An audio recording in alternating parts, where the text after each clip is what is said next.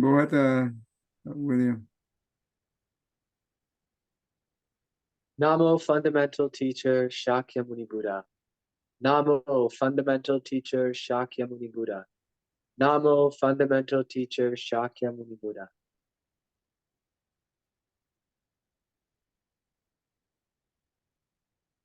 The unsurpassed, deep, profound, subtle, wonderful Dharma in 100,000 million eons is difficult to encounter.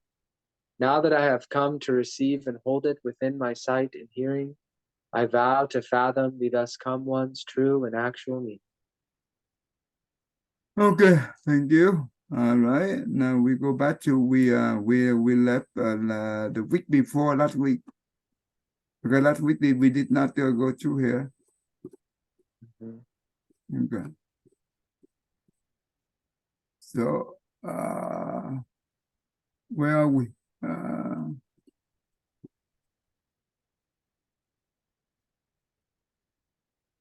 We done this. We also done this, right? I think.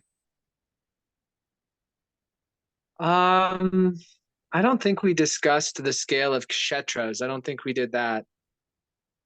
You mean this? You were to discuss the name sutra. You were not finished discussing it.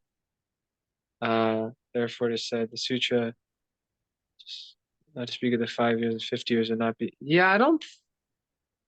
Did we do that? Sutra, expansive fruit. Yeah, Yeah, we went over those, but I didn't remember the kshetras part for some reason. let me see. We did the part about the different definitions of sutra. Yeah. Yeah, we done this. We done this one right here. And we also, I think we also do this thing, right? Yeah. Yes, we did that. We also done this thing too, I think. Yes. Did we come to do here? Reaches in neither form nor is awakened in the mysterious wonder. I don't think so. Okay, then we do this then. Okay. So I don't have my new phone or I don't have my computer set up yet, so I'm just using my phone. That's okay. Oh, can you see it? Yeah. Oh, yeah. Oh, you have a good eye then. It reaches to the place of neither form nor formlessness. Buddha is awakened to this mysterious wonder. The Buddha has awakened to the mysterious wonder of the principles of the Flower Adornment Sutra. Awakening to the function is to understand mundane truth. Awakening to the substance is to understand absolute truth. Awakening to the appearance is to understand the middle way. When those three truths fuse, the three understandings are unobstructed. This is the wonderful enlightenment. Flower stands for virtues from the myriad conducts. Flowers are a comparison for the perfection of the meritorious virtues of the 10,000 conducts, which are like blossoming flowers. The lotus flower is used to represent the Buddha's teachings because although the lotus flower grows out of the mud, its blossom is pure and undefiled. Also, the flower and fruit appear together, representing the perfection of the Buddha's causes and fruition. Adornments, decorative dharmas, and the accomplished person. The adornment. Good.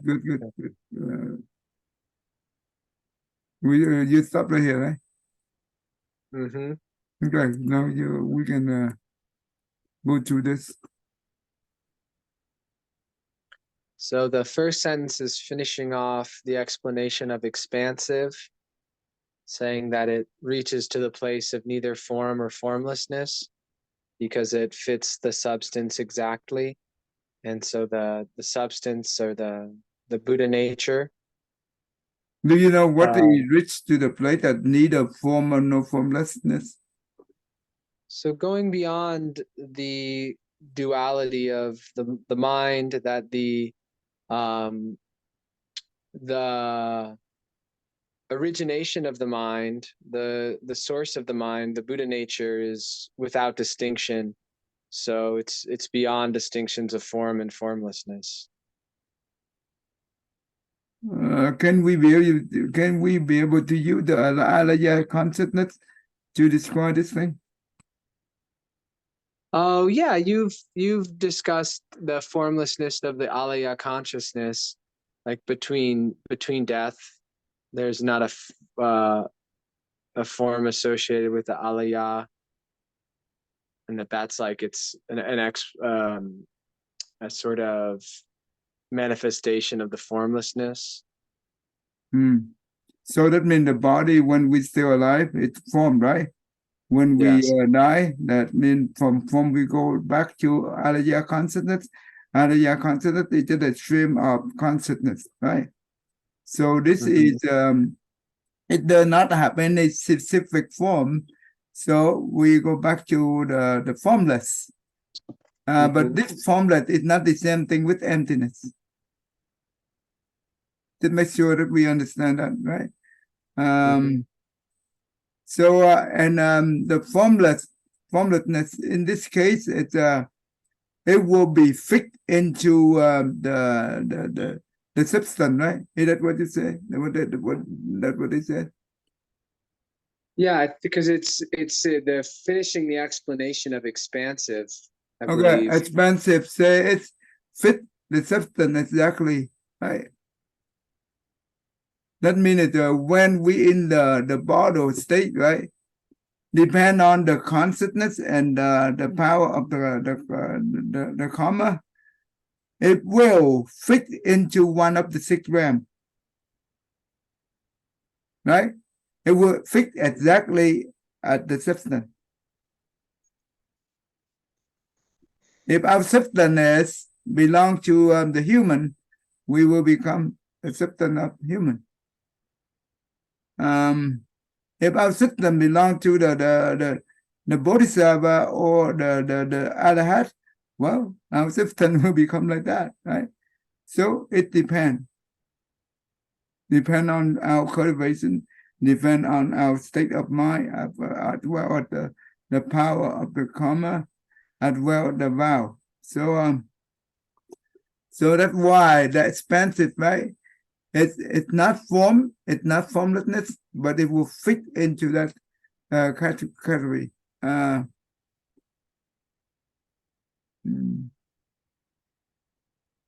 yeah.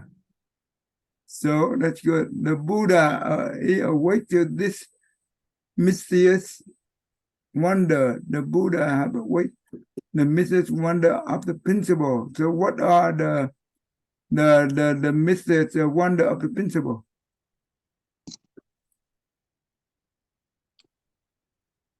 Um, the principles of the Flower Adornment Sutra. Well, they're the principles of the Bodhisattva way. Um, so, and it's also like describing the Buddha nature. So that like the Buddha nature is the explanation of Buddha nature completes um, the four Dharma seals. So those principles that balance the four Dharma seals of so where the like with so long as we're attached to forms and we're driven by desire, that there's suffering. So but the Buddha nature is blissful, and all forms, all phenomena are impermanent, Okay. but the Buddha nature is Here, permanent. Like let those me sorts of open the door for the kid. He come in. okay.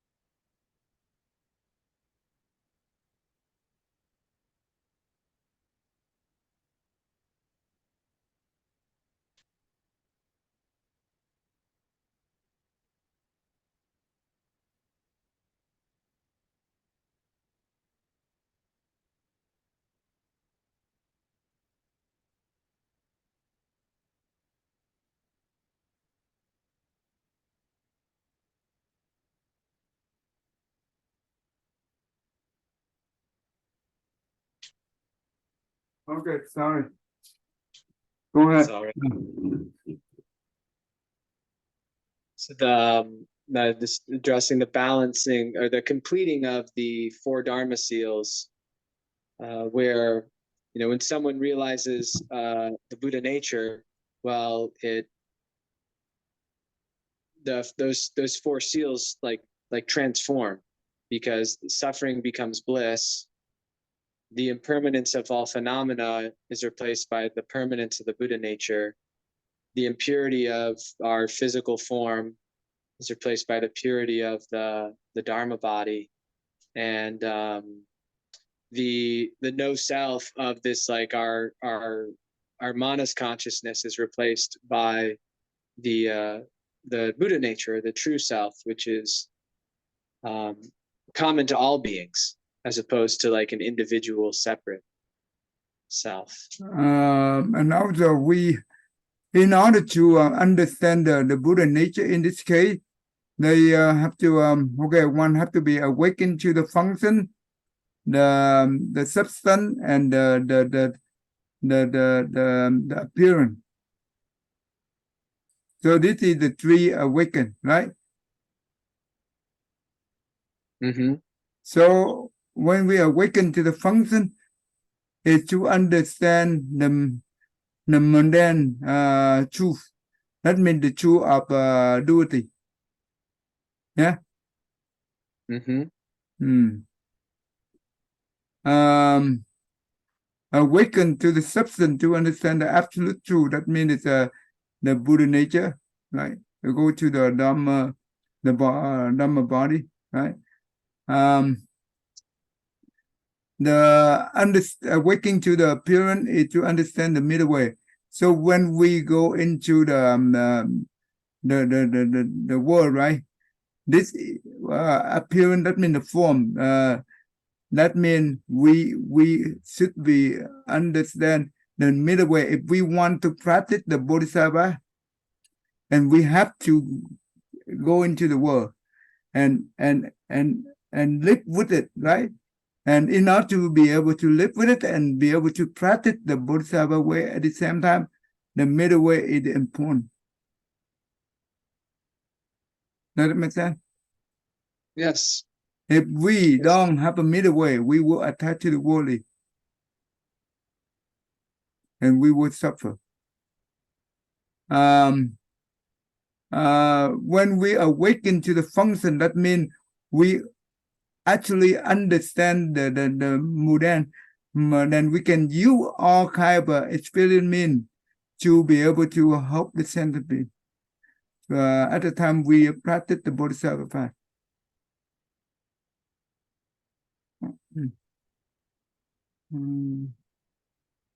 Okay. Then awaken to the substance, that means we understand the absolute truth. That means we understand the Buddha Dhamma, as well we understand that Buddha Dhamma will eventually lead us to go back to the absolute truth. This is where we be able to attend the Dhamma, as well we help others to attend the Dhamma.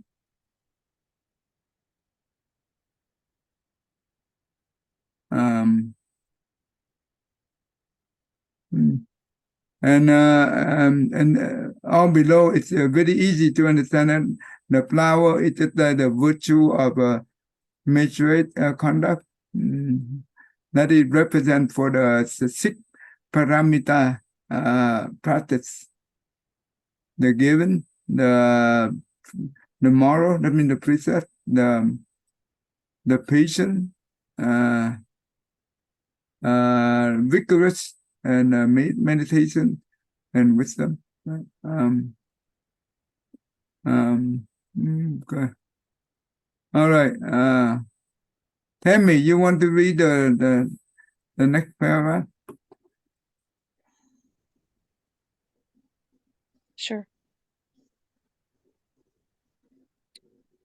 The adornment decorates and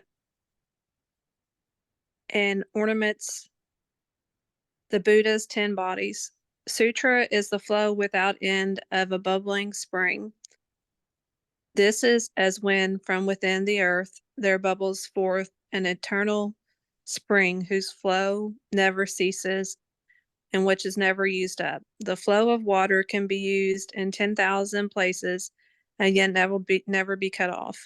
It is continuous without interruption, and so is like a bubbling spring, stringing deep crystallizations of wonderful meanings. To string is to spread and string these most mysterious and wonderful solidifications of meanings. These inconceivable principles attracting the boundless sea-wide assembly. This sutra is able to attract the boundless sea-wide assembly, the number of people who come being like the great sea in the same way a magnet attracts iron fillings. It acts for late and ancient as a constant rule. This sutra is used for late and ancient, that is in the past and in the present, as a guiding rule. So what do we understand from here? Not much. Not much. It's confusing to me. Yeah, this sutra is very profound. So it's not easy to understand, but that's okay. What do you think, William?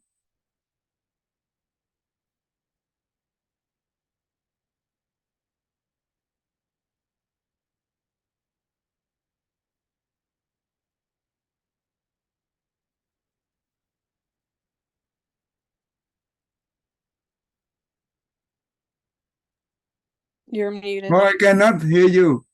Sorry. So the explanation of the sutra as like a spring makes sense, because the way the Buddha would talk about preaching sutras, it was like he wasn't creating something new. He was simply tapping into a principle, sharing a part of the law, the universal law, and that for a Buddha, that law is always present. The Buddha probably experiences it kind of like that, like a spring that's always flowing. So I think for most of us, we read the sutras as they're written, and then that connects us with that part of that law if we understand it. But it's like that the sutra is not just on written paper, that it's like it's in the it's present in the great mind. It's just an aspect of the law that's always flowing, that countless people can benefit from all at the same time, and it's never used up. So the spring makes a lot of sense. And then the crystallizations of meaning, so that how it seems like those are like meanings that emanate from this true nature, that serve our development in the Buddha Dharma. That there's a reason that teachings are spoken, and it's relative to who's listening and what is needed to help them on the path to realizing Buddhahood. And then it's like those crystallizations are strung together like you might string together a mala beads to do mantra practice with, where there's a through line through the whole sutra that kind of keeps it as kind of part of one aspect of the law, or multiple aspects, but around a theme. And then there's kind of you could make distinct meanings that address different, basically that cancel out or address misunderstandings.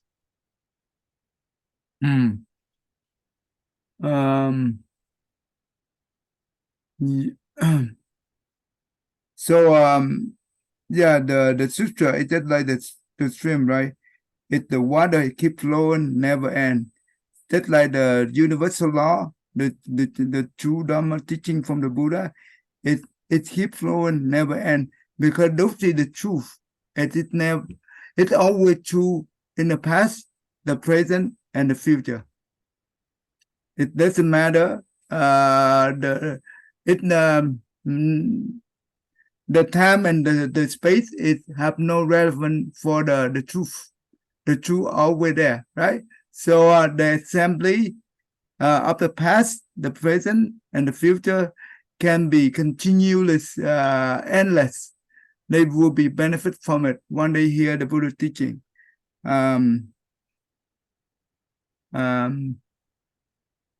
So that is good. And they will attract to the teaching, and that's how they can be able to transform and move on, right?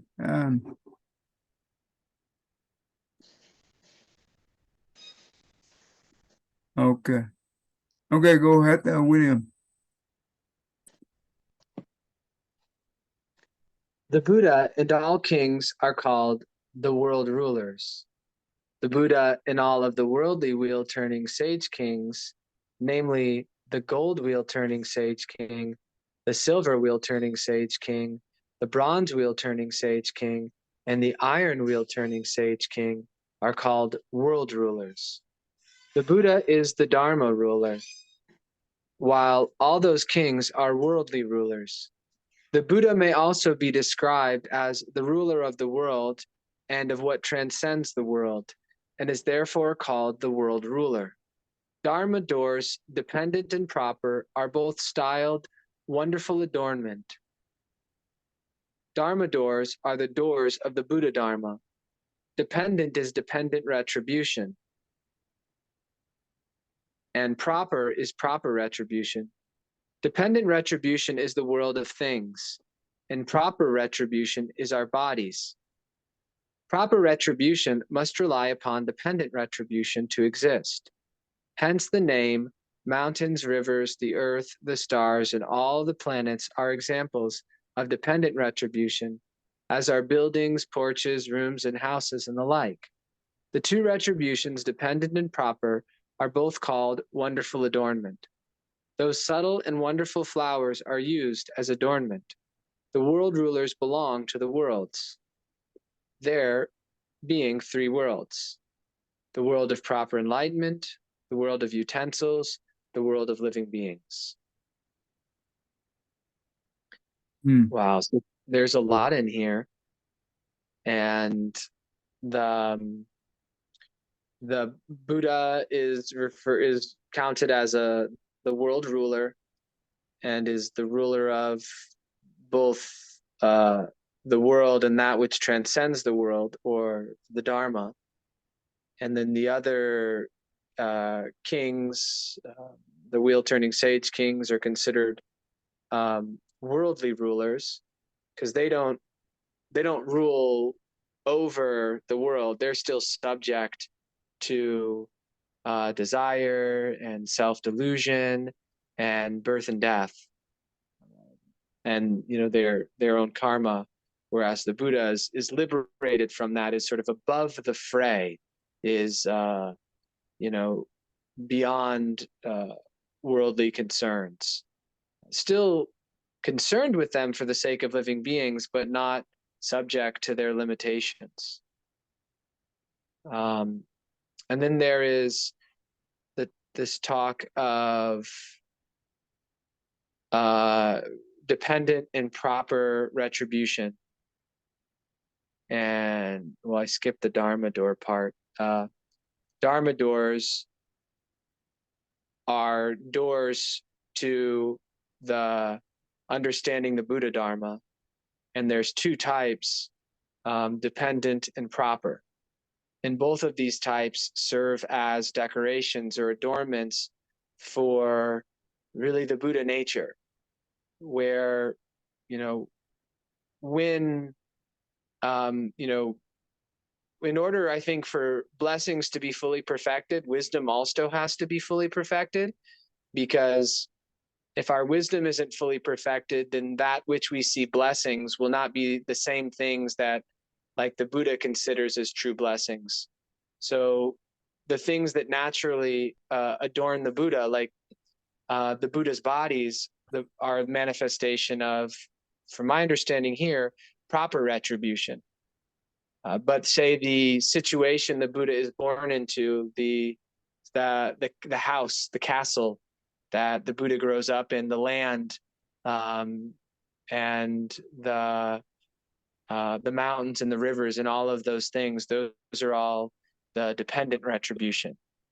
And when we, when people practice the Bodhisattva way and purify their minds and their karma, well, then their retributions become like adornments. Just like the Buddha has these 32 marks. These are karmic adornments from having realized the way and walked it. Good. Let me quickly explain the term proper retribution and dependent retribution in the common people way, so you will understand it. You know that everything we have, include our body and environment, right, come from our karma. So the power of the karma, it creates our body. And our body come out, right, when the mom give birth to us, not all the baby equal, right? So some baby come out very intelligent, very beautiful, but some come out it's not intelligent, not beautiful. Some come out with the healthy body. Some come out unhealthy body. Some come out with a perfect body. Some it's not perfect. And so on and so on. Everything relates to our body. It's due to the power of the karma that we pray. This is what we call the proper retribution. Does it make sense so far? Yes, Tay. Okay, then, and also if we born into the wealthy family or into the poor family or into whatever situation, the environment where we live, the environment where we stay, right? This is called dependent retribution. The dependent retribution rely on the proper retribution, but the proper retribution it come from where? Come from the power of the karma. Nothing else. Now, if we use these two terms, the proper retribution and the dependent retribution, in terms of Bodhisattva and Buddha, so we will understand that for the Buddha to decorate, to adore the proper retribution and the dependent retribution. The proper retribution for the Buddha, if there are three bodies: the Dhamma body, the reward body, and the transformation body. The reward body we call the transformation body we call the proper body, the proper retribution of the Buddha. And the Buddha land, right, or wherever they stay, and where and the environment for them to practice the Bodhisattva, this is the dependent retribution. All the proper retribution or dependent retribution, they come from where? Come from their vow. That's how they adore, right? Adore their proper retribution or dependent retribution. This is that means the proper retribution. That means not only the body, but the wisdom, right? The wisdom, all kind of quality of the body. It relates to the proper retribution. The meditation, the calm mind, right? The vigorous, all those things come from the proper retribution. The living being that they are help, and the environment that they live, they for Dhamma, teaching the Dhamma to all living beings, those are the dependent retribution. Due to their vow, that's where they will be reborn. For example, in one of the sutra, It's called the Sutra of Compassion. And I did translate it. So but in that sutra, what is that? In the past, there were the gold wheel turning king, and he have 1,000 children, and he have one of the minister, that means the one of his minister is the former life Sakyamuni Buddha, and he the one who encouraged the king and all the 1,000 children of the king, as well 80 children of his own, and one of the 80 children became a Buddha during that time, and they came there and offered to make an offering for the Buddha for 3 months, and he also encouraged the realm of heaven, all level of realm of heaven, and human as well, the asura and the spirits come and help out to offer to the Buddha during the 3 months, to the Buddha and to the Sangha. And after that, he encouraged the king and all the beings using this marriage to generate the unsurpassed Bodhi mind,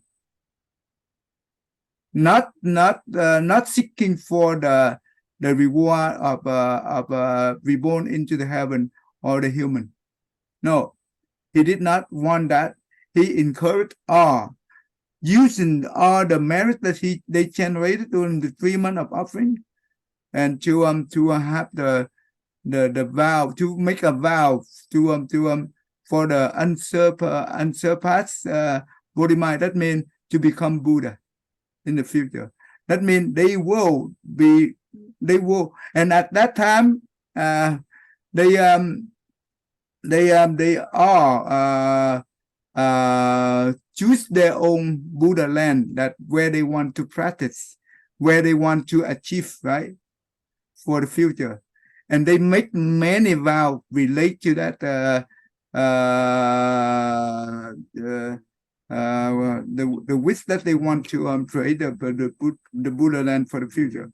And most of them, they make the vow that they want to practice the Bodhisattva in the good environment. They don't want to make a vow in the fight stupidity, right? In this world we call fight stupidity world, right? Mm-hmm. But only few percent of 100% of the assembly include the former Buddha life. They are the one who want to come back to this world and to practice the Bodhisattva world. And since then to now, they've been through. You cannot be able to count even the using the dust up to fill up the whole 3,000. That means 3 billion world system of dust, and each particle of dust consider one life. That means they've been through that many lifetime to practice Bodhisattva until right now. Most of them is already attained the Buddha. Amitabha Buddha is one of them, one of the Bodhisattva in the past, and also the Buddha in the East, and also one Siyin Bodhisattva, that means the great compassion Bodhisattva, and great strength Bodhisattva, and all those things. Okay, so basically what I'm saying here, depend on the vow, right, you make. And when we die, instead of we have 2 criteria, that means the current state of consciousness of Aditya and the power of karma, we have the third one we call the vow. This one will help us to reborn into the environment that we make the vow we want to be able to practice the Bodhisattva until we fulfill the vow. Does it make sense? This A comes Yes, sir. from the vow. So the proper retribution or the dependent retribution is come from their vow. But our come from our karma. But if we have vow, then that means the power of the karma and also the vow we have, it will mix and depend on which one is stronger. Then that's how we pray the proper retribution and dependent retribution for ourselves. Yeah. Sometimes you see that people have a very good dependent retribution. That means they be born into the rich family, but they have very poor proper retribution. That means they are not they are not wise, they are not intelligent, right? And when they be born into the healthy, the wealthy family, they've been spoiled, and therefore they pray a lot of karma. But sometimes you see that someone they are a person that have a very good proper retribution, but do not have a good dependent retribution. Just like the patriot sick guy of Wenan, but they because of the vow they make. They want to be born into that situation so they can be able to learn the Dharma quickly, and not be able to be contaminated from the worldly material, and so they can be able to advance the spiritual practice. So don't when we reborn, do not think that I want to be born into the good family, the rich family. Oh my goodness, that's scary. If the rich family, our parents do not understand the Buddha teaching, and you know what? At the time we come there, we also don't remember what we right? And you know what? We easily be contaminated, especially game, right? The kids nowadays they play game very good. That's scary. It's I'm very blessed that I never addicted to a game at all. But I have friends, they addicted to game until he died for 20 or 30 years. Oh, Yeah.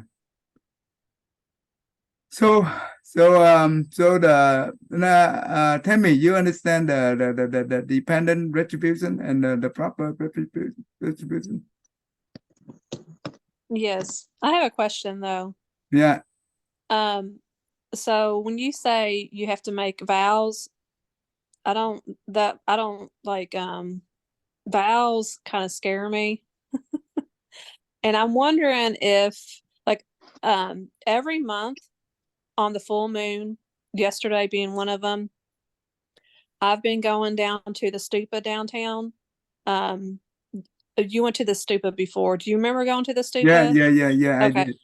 So every month on the full moon, they have a recommitment to developing the bodhicitta ceremony down there with the Tibetans. And so I've been doing this ever since I found out that they did it, probably about 6 months. That's good. By doing that, I'm not making any type of vow, am I?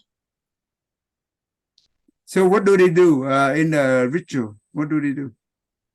I'm curious. I'll make a copy of the prayers that they say. They say the Gishi, he'll say the prayers in Tibetan, and he lights incense. There's incense going. He says the prayers in Tibetan, and then we all recite them in English.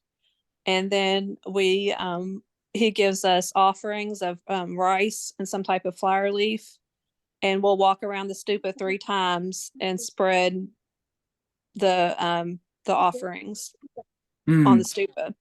So you're offering to the stupa, right? Yes. And That's then good. they went ahead. So there's the stupa that represents like the Dalai Lama and Mm. or Buddhism, and then they've made the labyrinth now, the walking labyrinth. Uh-huh. And that's for Thomas Merton to show their relationship together. But And because it's actually but in the stupa, do they have the what do you call I forgot the relic? they have, so in the stupa, I haven't seen pictures yet, but they were telling me in the stupa there's all kinds of stuff. Like I said, so what's in there? And at the very top there's the Buddha statue. And then there's a smaller Buddha statue that was given to them by the Dalai Lama.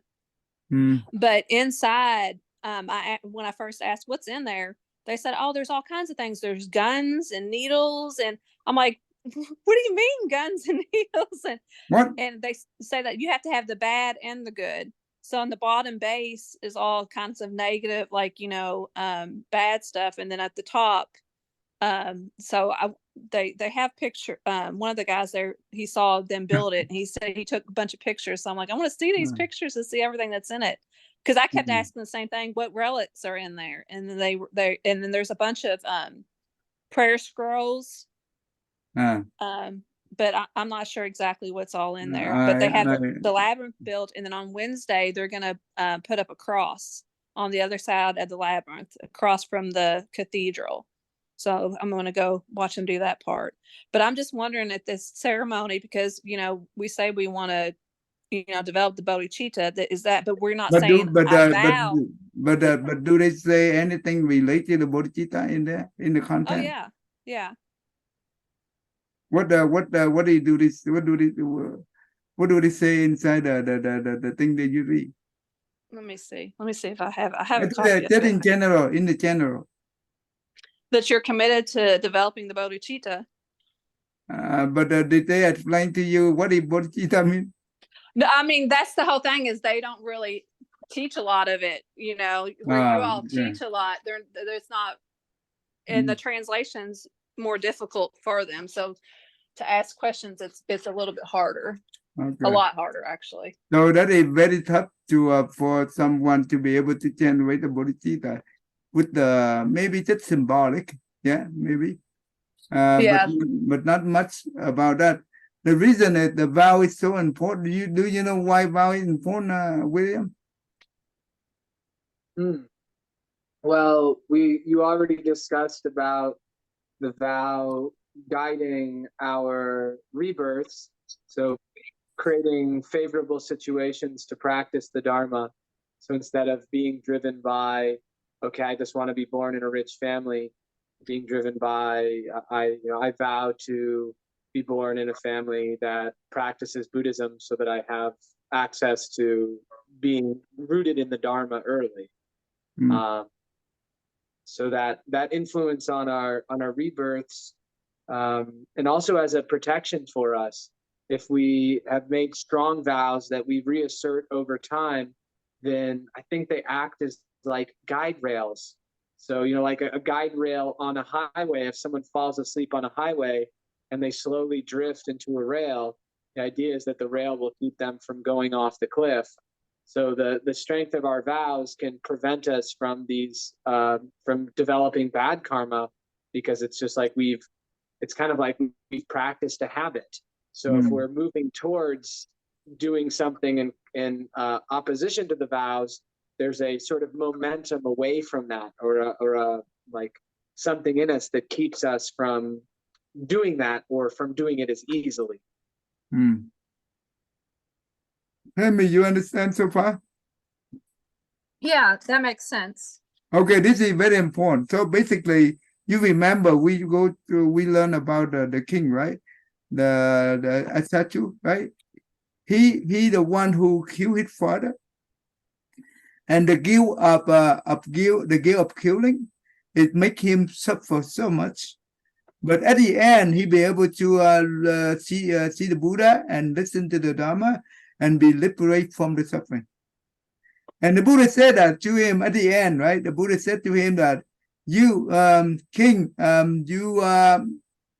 you have generate the bodhicitta at the time of the first Buddha, the first 7 past Buddha. That means in the past there are 7. Well, I mean 7 Buddha in the past, include the Sakya Muni Buddha. Go back, right? And that the first Buddha. That means from now to from that time to now, you never fall into the evil realm. And the Buddha said that he emphasized that the benefit of the bodhicitta unbelievable. It will protect you. It will guide you through, even though at this lifetime, right? The king, he commit a very evil offensive. He's supposed to be go in hell, right? The Buddha said that before he see the Buddha. Well, the king on the way to see the Buddha, right? The Buddha said that if he did not see the good advisor, Dr. Avatamsaka, right?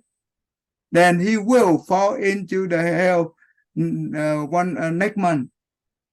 That's what the Buddha said. But because of the Javaka, he be able to come and see me. And when he come and see me, I will make him to have a firm, a fixed mind, right? A fixed mind, the firm mind.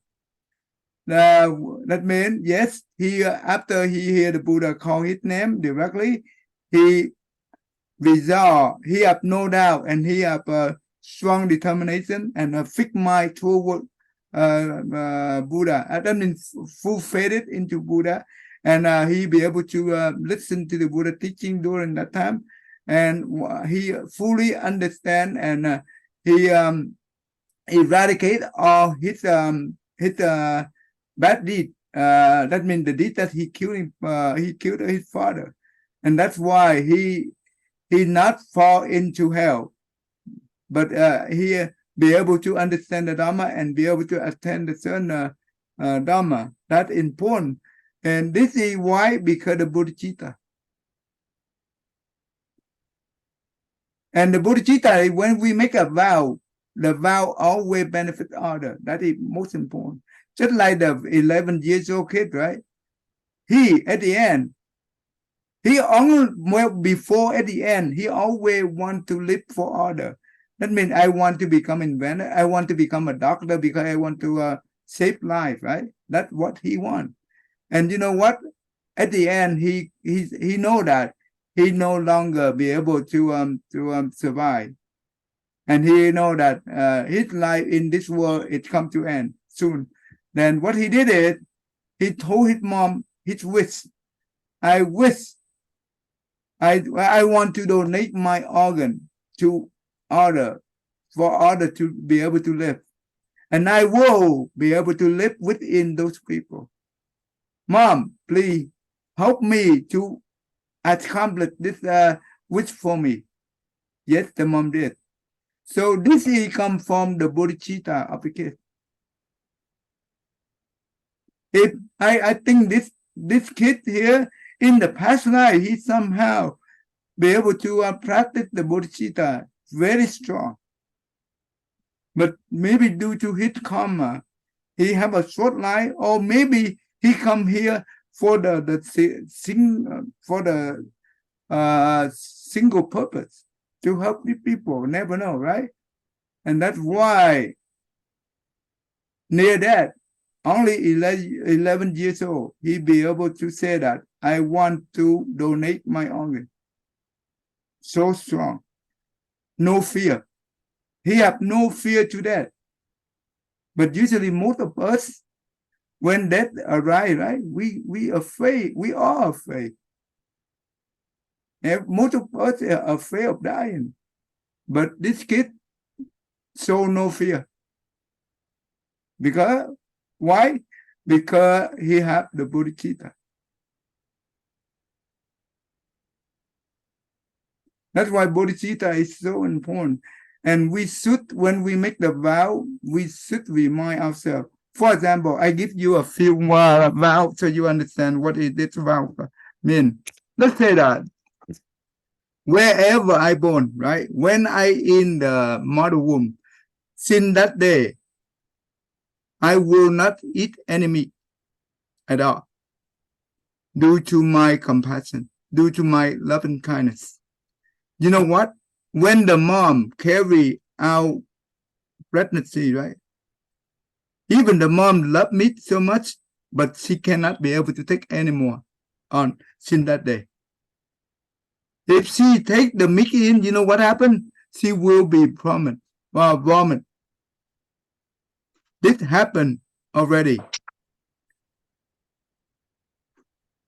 Because the power of the vow of the fetus caused the mom like that. You remember the story of Sariputta, right? When he in the mother mom, right, a mother womb, his mother have wisdom. You remember the story? Yes, Dad. That every time before his mom, right, have his pregnancy for him. She always debate with her brother, and all the time she debates, she lose. She cannot win. But since she carry the pregnancy of Sariputta, oh my God! Every time she be able to win, defeat her brother, and her brother, I mean the younger one, he said that, you know what? I don't think my sister be able to do that. But the wisdom of the unborn child, he's not yet born, but he has wisdom like that.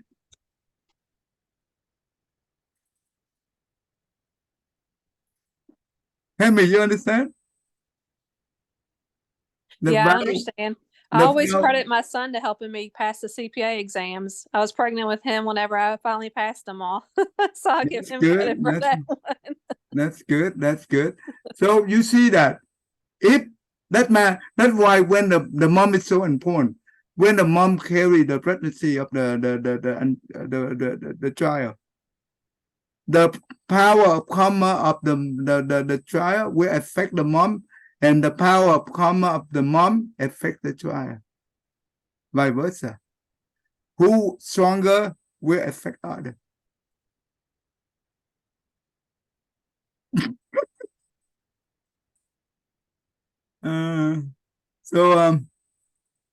And the second vow, we can say that when after I am given birth, right? I want to become a monk soon, so I can be able to uphold the precept purely and understand the Dharma totally, and be able to use that to liberate the living being. And the next one is, I try the best to stress the Buddha Dharma, even the last thread of my life. I want to benefit the living being, even my last breath. So those kind of the vow we should repeat it every time. Don't be afraid, but with your sincere, the vow does not need to be accomplished in one lifetime. It will take many lifetimes. And that's what concerns me, because some of the wording says like, you know, it doesn't never say I vow, but it's just like you're saying, you know, you're saying the words, but part of it says, you know, may my body be water for anyone that needs to drink. May I be nourishment for anyone that needs nourishment. May I be enjoyment for anyone so stuff like that. It seems like if you're not reborn with a remembrance, it could be confusing to you. Does that make where you could be taken advantage of completely? Actually, yes, when we reborn, right, we don't remember. But the good thing is the invisible power of the bodhicitta will always guide us. For example, sometimes we walk into the wrong path. That power will pull us back They don't allow us to go in because our mind is not suitable for that. I'm talking about the Bodhicitta mind, not the common mind. Because you are not get used to that, right? When you go into the wrong path, you automatically you know. You make a U-turn. And also, when you encounter the dangerous situation, that power will save you. I told you that when I was second year in college, well, no, first year in college, I think. Every time I on the car, right, ride to school, 40 minutes, 45 minutes, and sometimes I have to stop in the freeway. I mean, on the side of the freeway to sleep because it's in the very early morning, right, 6:37, and I when the time I got back home around maybe 1 or 2 o'clock in the morning. It's a long day, but anyway. And every time I on the car, I have a vision of many people, of suffering people come and see me. Not in the dream, it's live. And that my brain is divided into one is focused on driving, one is focused on that. And when I see that vision daily, the same vision daily, I feel the pain so hard. I cannot cry. If you can cry, that's good, but I cannot cry. It's very hard. The pain is so strong. But I told them in my mind, I told them that right now I'm still a student. I don't have the means to help you. But I will promise you, when I graduate and when I have enough means, I will definitely help you. And I don't know who they are, but one later on I read the Earthstone Buddhist Sutra, and those are our loved one in the past. In the past life, they fall into the evil realm. 1 life or 10 life or 100 life in the past. And they are the one to looking for someone have the connection with them in this world. Hopefully they can be able to help them. And you know what? In 1996, I graduate and I go to work and I go to the temple and practice Dharma every week. After 3 months, that's vision gone. Till now, I never see. That is the power of the Bodhicitta. Because those things it bring back to us, it helps us to remind us always practice love and kindness and compassion to others. And I remember one time I'm very depressed in spiritual path. And during that time, I heard the Dharma in the sky. I don't know. It's for maybe a few months every day. That Dharma over and over again teach me about the love and kindness and compassion. And therefore, I never have any ill will against anyone. But I have love for them instead of ill will. This is the power of the Bodhicitta. Does that make sense? Many of that are not only few. Okay, anyway. So don't afraid. Don't afraid. If you are sincere. And when we make a vow for order, that is a good thing. Don't make a vow for ourselves, the selfish. That is a very bad thing. That is not the Bodhicitta. Okay, we come to the time right here. Any question? Hemi, you understand so far? Yeah, just one more quick question. If you're making a vow or, to develop the bodhicitta, that doesn't necessarily that you're vowing to come back to earth, right? That's the other wherever part that I you, don't necessarily want to vow to be back here again. well, Yeah. wherever you want to go, it's up to But you. it's You- easiest to develop here, though, right? Yeah, remember, if you want to go to heaven, that is the bad place to go. Because heaven only enjoy. When we enjoy, we become. Period. Just like the billionaire, right? They enjoy so much, they care less for others. So if you want to vow for go back to be reborn into the Buddha land, that's even better.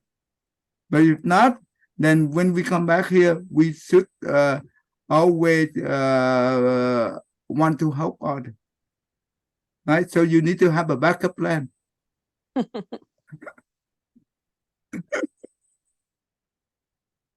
Well, yes, when we suffer, the good thing is you be able to nearby the good advisor, and so you can learn the Dharma. That's why you can overcome all the difficulty, and you'll be able to continue on your practice. That is the blessing.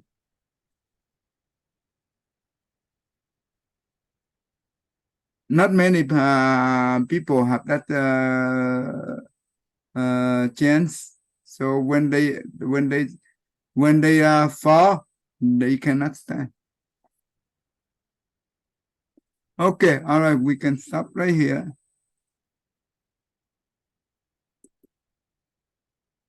Oh, William disconnect. Okay, that's a good. Okay, all right. Tell me, go ahead. May every living being our minds as one and radiant with light share the fruits of peace with heart of goodness, luminous and bright. If people hear and see how hands and hearts can find in giving unity, may their minds awake to great compassion, wisdom, and to joy. May kindness find reward. May all who sorrow leave their grief and pain. May this boundless light break the darkness of their endless night. Because our hearts are one, this world of pain turns into paradise. May all become compassionate and wise. May all become compassionate and wise. Good, thank you. Okay, maybe next week we may not have class because we have 10-day retreat here. Maybe in the next 2 weeks, I will let you know. Okay. Good, thank you.